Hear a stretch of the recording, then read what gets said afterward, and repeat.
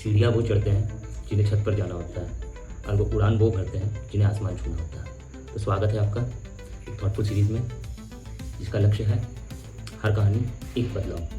तो एक बार एक इंसान होता है, उसकी लव लाइफ बहुत ख़राब हो चुकी होती है, फैमिली वाले साथ छोड़ चुके होते हैं और उसका बिजनेस ठप हो चुका रहता है।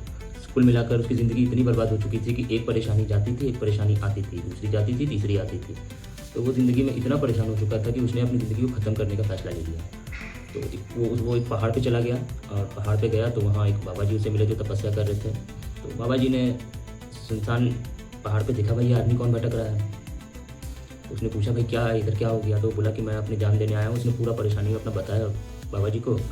तो बाबा जी ने कहा कि मेरे पास एक सोल्यूशन है, मैं तुम्हें कुछ बताना चाहता हूँ, लेकिन उसके लिए तुम्हें मेरे साथ चलना होगा।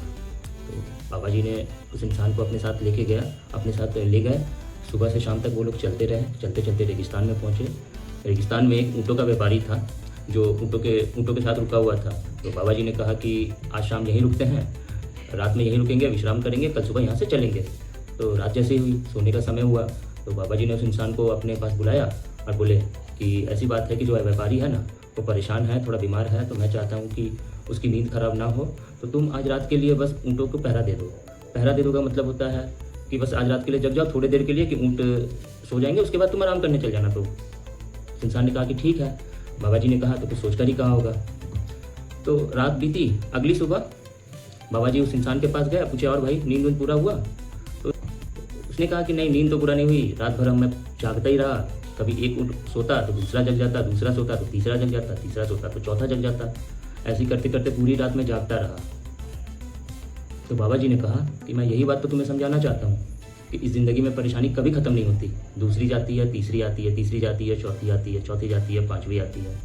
तो परेशानी तो आती रहेगी, लेकिन इसका डट कर मुकाबला तुम्हें अपने करना पड़ेगा। अगर तुम वो नहीं कर पाए तो ज़िंदगी में हमेशा हर पल हर लम्हा परेशानी रहोगे।